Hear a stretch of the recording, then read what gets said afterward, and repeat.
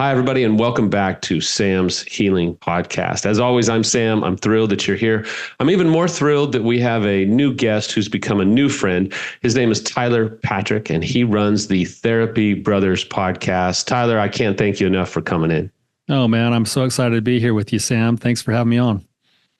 Well, it's a joy, and I'm really honored to introduce you to my followers and kind of my audience. So why don't you tell everybody what the Therapy Brothers podcast is all about, a little bit about your story, so everybody kind of gets an idea that you help people deal with sex addiction and trauma, but you've got your own story. And I can tell you, my audience, they absolutely love people who've been through it, who understand it, who have come out of darkness with their own flare, trying to light the darkness for them. Yeah, you bet, man. So there's actually kind of maybe there's two stories, and I'll blend them really quickly together. I have a brother who's also a therapist. We specialize in betrayal trauma, sexual addiction, affairs, things like that. And we work recovery, and we work what we call a wholehearted recovery. And so I have kind of like the two stories that merge together. There's a professional story of deciding to become a therapist, which I felt was sort of guided by my higher power through the process of my own recovery story. And really quickly, just my recovery story started way back, like it does for most people, with a teenage kid finding some magazines in a tree hollowed out by the high school. Right. And it was funny. I was with my brothers and a couple of my neighborhood friends, and we all saw this stuff, and there was like this weird instant sort of like attraction to me, but I couldn't say anything about it, and I didn't really know what I was seeing. So we all looked at the images, and then I didn't know this until about 4 years ago. We all went home, and every one of us went back individually by ourselves to try to explore it further afterwards. Wow. And so that's where it kind of started. And then when I was I'm giving you the really quick, short version of this because I know we want to get into some other things. But as I grew into my teen years, I started to use pornography as a way of just being curious and answering my questions, things I'd hear at school. And then it started to turn into something that started to help me cope with life. And when I was a sophomore in high school, I had a pretty traumatic event happen in my life where I witnessed me and my friends, we had hoisted a couch up on the school roof at our high school, and we'd hang out there, sometimes and mess around. And on the way back down one night, my friend fell off the roof, and he ended up dying the next morning. And at that point, my whole world kind of blew apart because I felt partially responsible, as a teenage kid would, for anything bad that happens because the world revolves around us. And that's when my pornography use got to be way more intense, way more often. It really turned into emotional coping. And I also had these pretenses I had to keep up with my friends because I was a really religious kid. And my nickname was they called me the prophet because they said I was so religious. So now I had this thing where I had this secret underneath the surface, but I had to show up all the time. And I felt like a total hypocrite. And that carried on through high school, kept secrets, still kept my habits. They were developing to the point that in my senior year in high school, I felt like such a hypocrite that I became suicidal, depressed. I'd go home from school, lay on the couch, want to die. Finally, I decided one night that I was going to take my own life.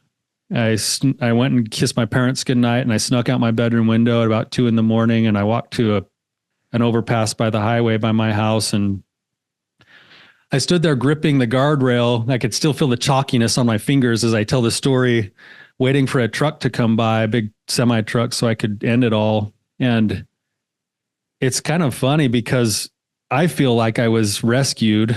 But the way that I was rescued is that somebody pulled up in the street behind me and rolled down their window and solicited me to get in the car and have sex with them. Wow. And something about that woke me up. I went home, talked to my parents about how depressed I was. They got me some help, some counseling, and then I was able to kind of move on through life. But I still kept a secret the whole time. And I ended up finding my wife, marrying her, still keeping a secret the whole time. And about 5-6 years into our marriage is when we kind of had our D-Day where it all blew open. She found things out. I didn't confess. And she left me. I thought for sure our marriage was over. And while we were, and this is at the time, mind you, I've become a marriage and family therapist by now. I'm working for the drug courts of Southeastern Idaho in addiction, and I'm still a total hypocrite, you know? So awesome. It's like total hypocrite, you know? And I remember as she left me, I was driving to work one day when she left me, and I had my two little girls in the back, and all I could see was their two sets of pigtails through the back window and my wife in the front seat crying, and we're passing each other on the highway for an hour while I drove to work. And right as we went to exit, she looked at me through the window, and I thought I would see disgust and hatred and anger. And what I saw instead was just brokenness and pity. And something inside me in that moment snapped. And I thought to myself, Tyler, you can no longer live this life this way. You have to figure out how to get straight. You have to figure out how to get honest. You have to figure out how to not hurt the people that you love so much. And fortunately for me, I was working in an industry of overcoming addiction. So I was able to take all of the tools that I've been teaching and actually start to apply them to myself. And that was, you know, probably 16, 17 years ago. And since then it's become a life quest. And I've found so much joy in that process that all I really get to do is live a life passion of sharing those principles that have saved and changed and molded my life with other people who are on a similar path. Right. In some of your podcasts, as well as you and I talking off camera, you talk a lot about how you help male and female deal with shame. And that obviously sounds like it's been a big cornerstone of your own healing, is being able to find freedom from shame. So what's a definition that you use for shame, and how does that play out with being connected to the trauma that we deal with, whether we're unfaithful or we're betrayed partners? Yeah. I mean, shame to me is the universal feeling that drives all of us down into the depths, right? It's human. We all experience it, and learning how to dance with it is important. So the way that I define shame goes along with some of the things that you hear in Carl Jung's work and also in Brene Brown's work. Carl Jung says shame is a soulating emotion. It thrives off of your insecurities and weaknesses, and it needs secrecy to survive. Brene Brown says that shame is an intense feeling or belief that there is something so innately wrong with you that if people knew it, they wouldn't love you. Right. Or accept you. And so what I found in my own work and my own life is that shame comes with its own sort of pattern and cycle. And the cycle and the pattern starts with that core belief. I am basically blank. You fill in your own favorites. I'm unworthy, unlovable, stupid, dumb. Failure, worthless, disqualified, never be used again. I don't know anything about what those feel like. They just kind of came to me.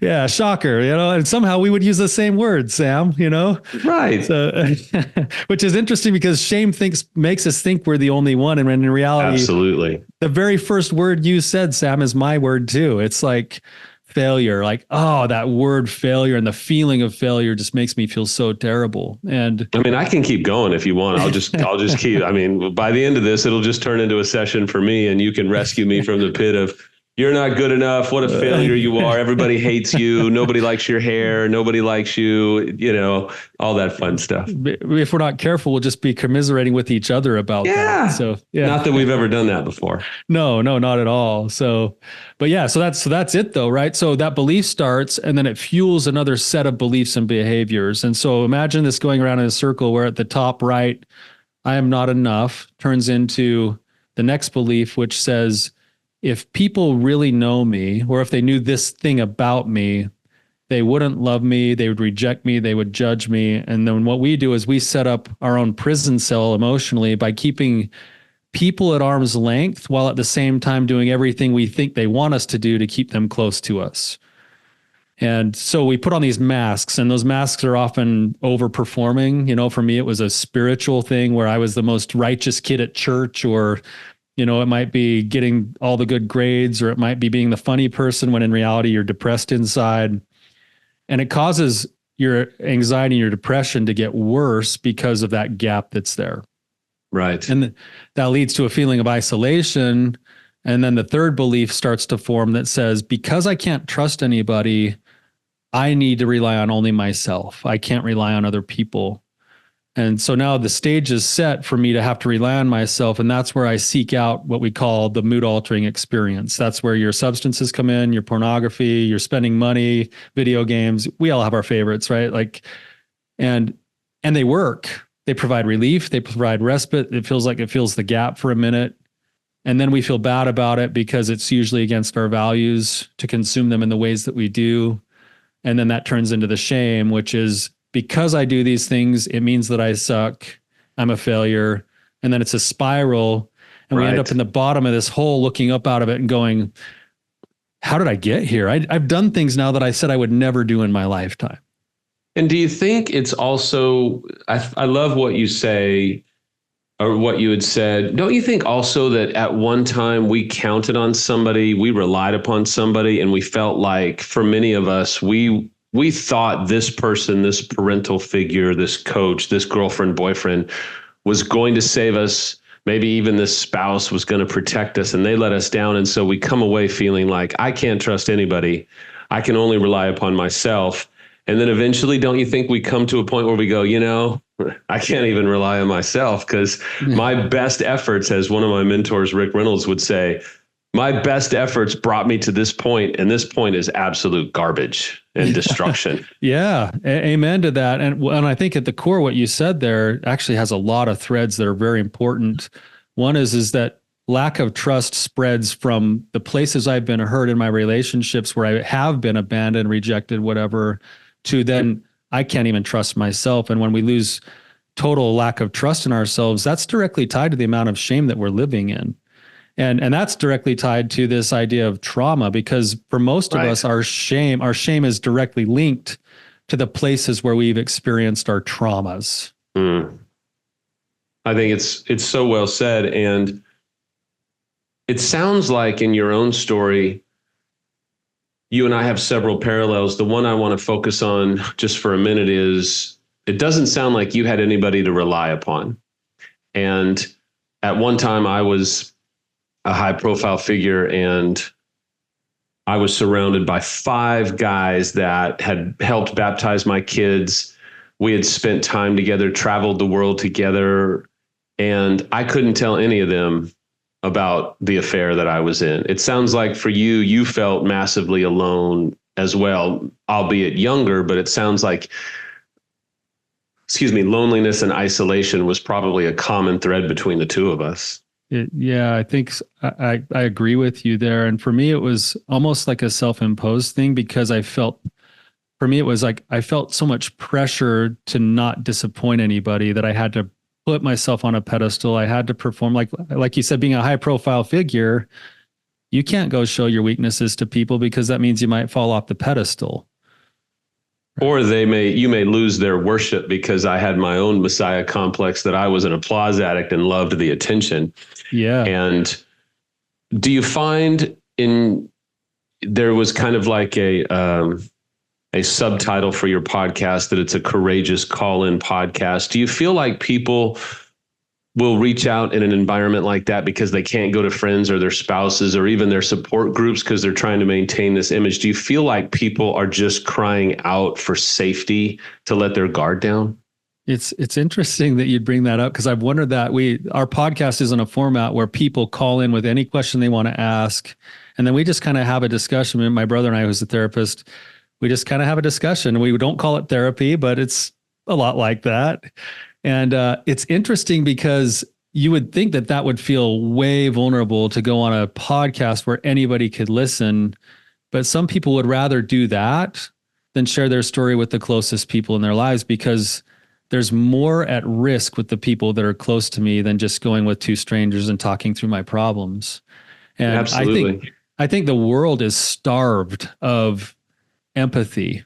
We're so, I joke with my brother all the time that I can sit through a whole session sometimes and listen to a client, and they just tell me their story, and I just listen and I validate it and I empathize. And in the back of my mind, I'm thinking, I still got to give them something of value here, and by the end of the session, we're done and I haven't given anything of value. And they sit there and they look at me and go, man, this is the best session I've ever had. Yeah. And I'm like, oh, why? It's like, because they're so starved for empathy that they just need someone to connect to and share with and hold someone. That's the thing about it, is my story.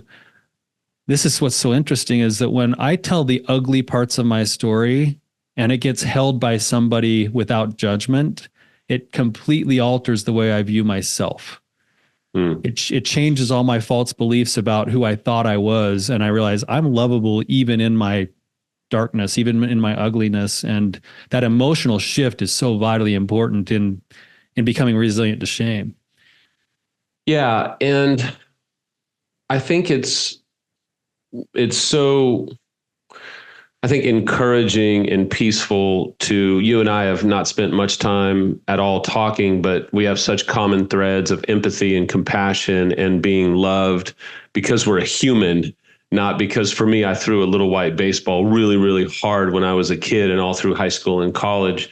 That was what defined me. And then moving on into, making people laugh, making people cry, then kissing them goodbye after about 30 minutes. And having this persona. And I think so much shame is wrapped around infidelity, whether it be pornography or affair partners or what have you. So you just mentioned being able to be resilient to shame. And that's one of the things that I couldn't wait to talk to you about. And so how do you help your clients develop strategies to become resilient to this big this big octopus or albatross of shame that comes at us in so many different ways? It'll make your head spin.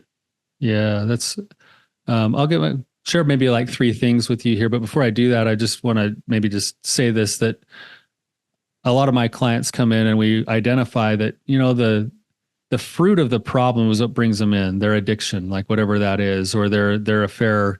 That's actually the fruit of the problem. And at the roots all the time, there's some level of shame. And so we go to work on trying to cure shame, and it's not curing it so much as it is learning how to dance with it, learning how to become resilient to it, because it is just part of the human condition. Right. So the 3 things that are kind of just general things that we have a whole bunch of other skills and tools and things that we do with people. You think of the 3 C's of shame resiliency. The first one is context.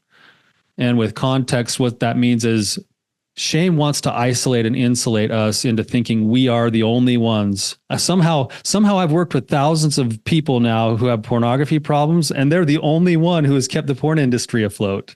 That's right. Nobody's as bad as us. Nobody is. We're just out here on an island. It's just me. Like somehow I never even pay for porn, and it's $100 billion industry, but I'm the only one who looks at it out of all my friends. Right. Or I'm the only one who's had an affair. So actually doing some education and some research about what my sources of shame are, whether that's an eating disorder or something else, infertility, whatever it is. Once I do the research, it's like, I'm not alone. Like what I'm experiencing is actually part of the human condition. And there's something that's actually really like, it's like balm to a wound to know I'm not alone. Right. And so, that context becomes really important to get a broader view of what the scope of the problem is rather than thinking I'm the only one. The second C is we call it courage. And courage, the Brené Brown version of this, is to tell the story of who you are with your whole heart. So what this actually means is I need to actually build a team of people that I can practice vulnerability with. And I can speak my shame to people who will do 2 things for me. One is they'll hold it and hear it and provide empathy. And they will also then take that and invite me and push me to continue to grow and change. And yeah, I love that. I love that because it's not what we probably either grew up with or we used to hear, right? Like, well, I'm so bad I did this. Oh, well, I'm so bad I did that. Feels so good. We're both a mess. So nobody's got any ability to call each other to the next level. We're just affirming our misery and our moral failure, if I can say it that way. Right. And there is some kind of like weird thing that feels good that way. But sure. I also, but then we leave ourselves stuck there unless we also say, okay, now what? Let's fuel the growth mindset of, yeah, okay, we've all experienced something similar to this, or at least the feeling of shame. And like, I see you, I feel you. What are we going to do about it now? Like, right. we can move forward. And I think I love to bring in men who have a strong recovery, who are helping other people, men and women, because I think there's a real struggle for people who struggle with pornography or who are addicts or who have had affairs to find people that they can go, okay, he or she gets it. They've been here, they understand it. They are talking to me not as someone with a bunch of, letters behind their name, but have never been through it. They've actually lived it. So when people come to you, besides them just feeling seen, do you feel like you make sense out of things that for a long time just they couldn't make sense out of, and they were really struggling to put the pieces together?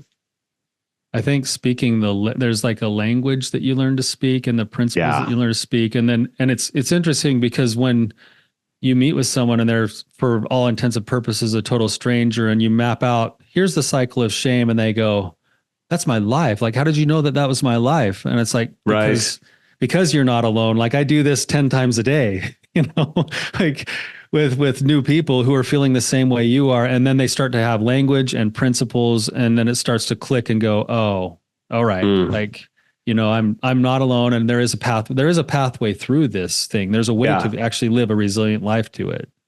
That's great. So context, courage. What's the third C?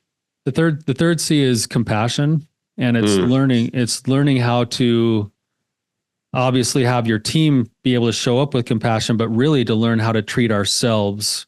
We are our own worst critic. And absolutely. And you think about motivation. Most of us, we actually hold on to our shame because we think it helps us be better. It's like, I need to be hard on myself because then I'll do better. Yeah. When in reality, there's actually really cool research project that was done by Duke University several years ago. Have you heard of the donut study? I can't say that I have, but I already want a donut by you talking about it. So thanks for ruining my diet for today. Sorry. Yeah. So this is a fascinating thing they got a bunch of college-aged women, and they brought them into the laboratory, and they had them eat a donut really quickly and drink a big glass of water. And the reason they did it was to try to get them to feel a little disgusted with themselves, but they didn't tell them that. And then they would take them from one room and walk them down the hall to a new room. And then they'd have them go into a new room with a table full of different kinds of chocolate. And they would say, we need you to taste test as much of this chocolate as you need to get an accurate assessment of all of these chocolates. And then they would have them taste the chocolates. And what they're trying to see is they're trying to study something called the what the hell effect, which is once I've messed up, what the hell, I've already messed up. So half of the participants on the way down the hallway would have the researcher turn to them and say, hey, you're probably feeling a little disgusted with yourself and a little full. Don't worry about it. Everybody indulges once in a while. It's not a big deal. And then the other participants, they just left in their own heads. And what they found is that the people who got the message of self-compassion, of sort of being let off the hook for their behavior, they ended up eating about 29 grams of chocolate. And the people who got no message of self-forgiveness, they ended up eating about 71 grams of chocolate. Wow. So you're looking at a really big gap. And what they figured out is that the very thing that we think is letting ourselves off the hook is actually the thing that is more motivating. So if you think of it from a broader perspective, criticism and judgment versus love, what's the greater motivator? Right. And if I can learn to practice, and this is hard for most of us, if I can learn to practice self-compassion, understanding that I'm human, I make mistakes, I'm still a good person, I'm a work in progress, that actually provides greater motivation, and it's more sustainable than the judgment that comes from the shame.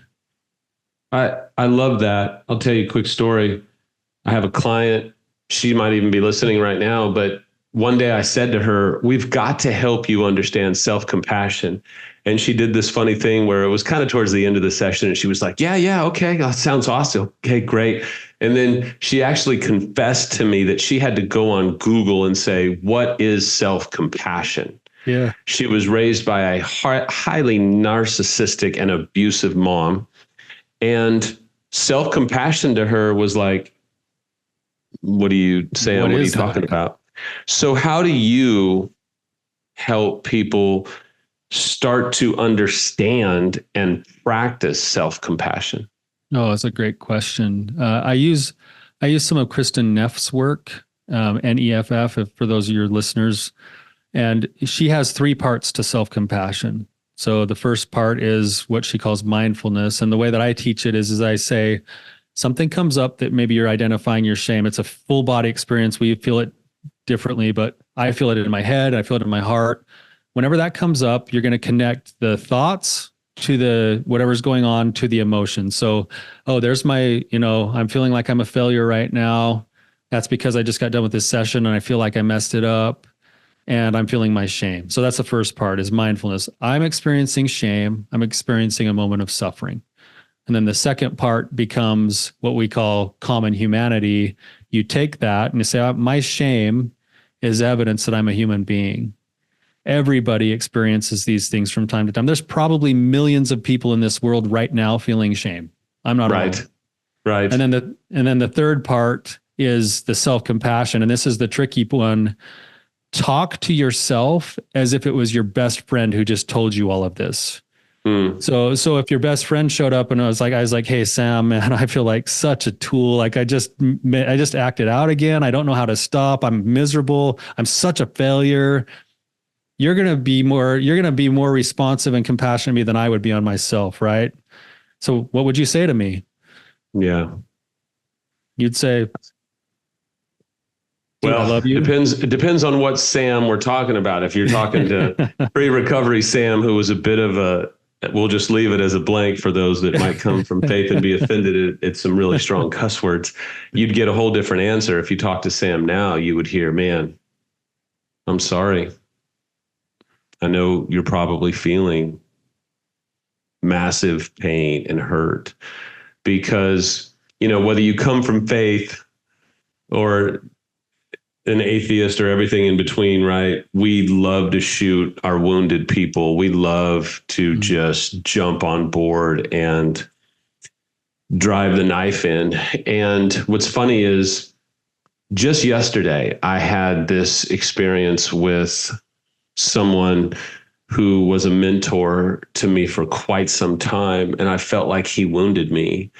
And I went into this meeting yesterday completely present, completely aware, completely grounded. And I just said, I felt like this, but I know I did what I did and I felt abandoned by you, but it was my choice. And I was very confused, but I just want to tell you that I put myself where I was and I'm really sorry. And he said, no, I'm sorry. I should have done this and I should have done that. And it was two grown men being able to just own their parts. He didn't feel shame, but he felt empathy and he felt compassion. He comes from faith. He felt a sense of conviction. I felt like I had so much to own.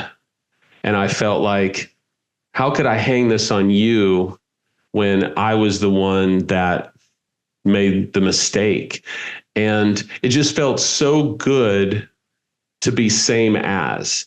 I didn't feel judged. I didn't feel shamed. And I don't know what you do with your couples, but I try to get couples to a point where they're same as, where, you know what, your needs are important. My needs are important. Your offenses need to be talked about. My offenses need to be talked about. And as long as one of us is feeling one down, we're out of balance and the relationship starts to really spiral. And that's a hinge that can really turn the door of shame and anger and resentment. And then we get into things like negative sentiment override that John Gottman talks about and all that. So when you help people walk down this road of self-compassion, do you feel like it is a game changer? I feel like when people start to, even unfaithful, when they start to be able to be compassionate on themselves, it's not that they're getting away with it.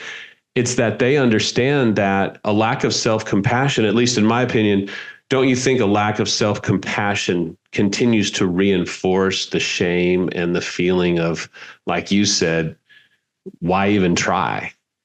100%, man. I number one, the story you just told is awesome because it includes you staying as an equal person, like you valued yourself and your friend at the same level in all of that. And then you added to it accountability, and that accountability is gold for shame resilience. So number one, that's awesome. But yes, to your question, I was just thinking about like that idea of, that self-compassion being a game changer. When I learned about this, I was working and my boss basically said, I want all of our therapists to practice this at least 10 times a day. Wow. And I thought, well, I got shame. I'll do it every time I feel my shame. And I started learning that I recognize my shame 10, 20, 100 times a day at first. I was really pretty early in my own recovery process. And at first it felt like it wasn't doing anything and it felt kind of fake and it felt stupid and cheesy. But I remember I did it for about a month, and I remember one day I got done with a session, and before I could even notice my shame, I heard the dialogue in my head saying, Tyler, you're a force for good. You're a work in progress. You can get better. And I was like, this stuff works. Like this actually works. Like the more I treat myself with compassion, and here's where it really gets better for a relationship, is the nature of infidelity is that it naturally puts you in a one up, one down position instantly as soon as everyone even finds out. And it's scary for the betrayed partner to allow the relationship to move back to an equal footing. And what self-compassion does is it allows me to grow into myself and my identity so I can offer myself back to the relationship when I never did that before because shame always had me emotionally bankrupt. So now I have something to give back to the relationship because I'm actually operating from who I am now rather than from who I'm not. Right. And betrayal trauma robs the betrayed of the ability to believe that at some level things are going to be okay, or that things are going to work out, or that they can let their guard down. And don't you think that as the unfaithful learns how to, or as they learn and understand betrayal trauma, that this war is going on in their betrayed party, that it then helps them? They have two choices. They can wallow in shame and pity and say, oh, I'm such a failure, and I'm sorry that I put you in this position, and I just can't do any good, and I just keep failing, and I'm just a piece of crap. It makes me sick to keep saying that. Mm-hmm. Not that we know anything about that little mantra. Or they have an opportunity to man or woman up, or as we say in Texas, cowboy up, and say, I've made my bed. This is where I'm at. And I can keep working to own my choices, to help my betrayed realize that I see them, I hear them, and that a little bit at a time, honesty and consistency creates intimacy, which then spills over into eventually regaining trust. But if there's no honesty, and if there's no intimacy, and if there's no consistency, what are we doing? All we're doing is taking up space and making it worse, while our betrayed sits back going, hey, man, it's on you. Like, why would I want to trust you when you're not giving me any of these metrics that helps me want to let my guard down again with you? Am I right? Is that your experience? Amen. 100%. And at the underneath all of what you just said is shame resiliency. I won't be able to hold space, show empathy, consistently show up and see you unless I learn how to become resilient to my shame, because it will always be about me if it's coming from shame. Oof. And, okay, hold on. That was just a good, phenomenal bomb. So say that last part again. If it's always about me. Yeah, it will always be about me if it's coming from a place of shame. So good, man, because shame makes it all about us, right? As long as we're in shame, we can't focus on our betrayed. Would you agree? Right. That's 100% true. And here's the something that I hope I don't offend some of your listeners here by saying this, but when we look at the this is where we take a deep breath and say, oh yeah, Lord, here it comes. What's he gonna say? Tyler, you were doing so great. I was getting ready, but here, bring it though. Now you have to bring it out there because you said it. Well, I want to actually speak to the other side of that, on the betrayed side of things, because when it comes to rebuilding trust, everything you said is 100% true. I need to learn my shame resiliency so that I can now actually offer myself and my strength to you, my presence, understanding, empathy, see you, but also for the betrayed partner who's having a hard time leaning in. Their own shame resiliency work is the thing that allows them to lean in, because if they become resilient to shame, they grow in trust for themselves. They know that they can be vulnerable. They know that they can take risks, and they have the skill set and the ability to take care of themselves, which allows them to take risks back into the relationship as as they try to grow back together over time. 1,000%. I feel so much better. I was worried there for a moment, but you hit the nail right on the head. And we're joking and having fun because I think a major struggle for a betrayed male or female is learning how to trust themselves again, because they feel like they should have seen it and that they're supposed to somehow be private detectives while they are spouses or partners. And your heart breaks for them, because you just go, man, there's no way that you should have saw this or seen this. There's no way that you were supposed to be a detective. You were just being an adult, raising kids, having family, or you're building your family, earning your income, doing all that. And it is part of the process. So, man, I wish I could fly you out to Texas. I think we could probably sit and talk for hours about this. So how can people find you? How can people find your website, listen to your podcast, maybe even if they wanted to see you or learn more about what you and your brother are doing? Yeah, thanks. We have just two things. One is the podcast, therapybros.com is the place where you can go and either listen to episodes or sign up to be a caller if you're interested. And then the other thing I'm really excited about right now is we just barely finished an actual experiential course for becoming resilient to shame. It's called The Healing Journey, Recovery from Shame and Trauma. And that's at a platform called reclaimyourheart.com. So if you're interested in that, you can kind of go take a look at that as well. That's fantastic, man. I'm so excited for that. And I'll continue to send clients that way to be able to find out more about that, because it's an epidemic.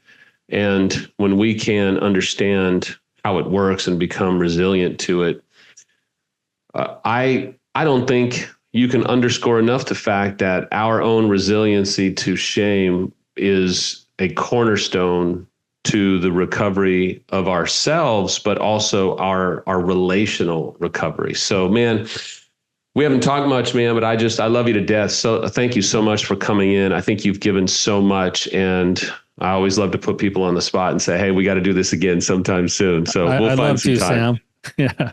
All right, great. Thanks for coming in, Tyler. Appreciate you so much. You bet. Thank you.